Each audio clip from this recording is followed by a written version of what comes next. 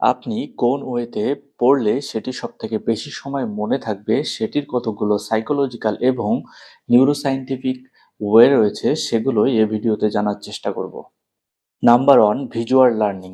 সাধারণত আমাদের মস্তিষ্ক টেক্সটের থেকে চিত্রকে 60,000 গুণ দ্রুত প্রসেস করতে পারে। আপনি খেয়াল করে দেখবেন, আপনি যখন কোনো তথ্যকে গ্রাফিক্যাল রিপ্রেজেন্টেশনের মাধ্যমে মনে রাখার চেষ্টা করেন, তখন সেটি বেশি সময় ধরে মনে থাকে।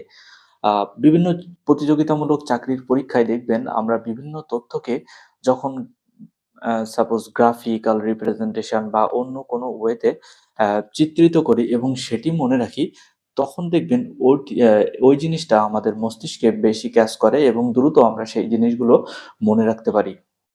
Number 2, dual coding theory. এই থিওরি মতে আমাদের হিউম্যান মাইন্ড সাধারণত কোনো তথ্য মনে রাখার ক্ষেত্রে ২ টা সেপারেট কিন্তু ইন্টারকানেক্টেড সিস্টেম, যেমন ভার্বাল এবং নন ভার্বাল সিস্টেম, এটা একসাথে কাজ করে।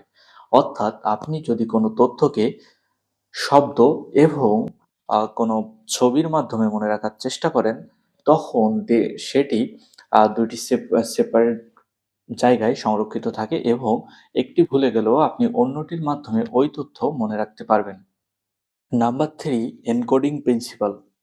আমাদের মস্তিষ্ক সাধারণত কোনো তথ্যকে কনটেক্সচুয়ালি মনে রাখে। আপনি যে পরিবেশে যেভাবে সেটি শিখছেন, সেটিও আপনার মেমোরির অংশ হয়ে যায়। সাপোজ ধরুন, আপনি বাংলাদেশ জাতীয় জাদুঘরে গিয়ে কোনো তথ্য শেখার চেষ্টা করলেন। পরবর্তীতে আপনি যখন ওই জাদুঘরের পাশ দিয়ে যাবেন বা যখন ও জাদুঘরটি দেখবেন মোবাইলে বা অন্য কোথাও, তখন দেখবেন আপনি পূর্বে যে তথ্যটি মনে করেছিলেন সেটি অটোমেটিক রিকল হচ্ছে। Number 3, spaced repetition. অর্থাৎ আপনি কোনো তথ্যকে বারবার পড়ার থেকে যদি টাইম ইন্টারভাল দিয়ে কোনো তথ্য পড়েন এবং সেটি ভিজুয়ালাইজ করেন এবং এই পদ্ধতিটা বারবার চেষ্টা করেন, তাহলে দেখবেন ওই তথ্যটি আপনার মস্তিষ্কে সহজে মনে থাকছে এবং আপনি সেটি বারবার রিকল করতে পারছেন। লাস্টলি একটি টেকনিক রয়েছে যেটির নাম হচ্ছে মাইন্ড ম্যাপিং। এটি আসলে টনি বুজান নামক একজন ব্যক্তি, তিনি এই থিওরিটা প্রদান করেছেন।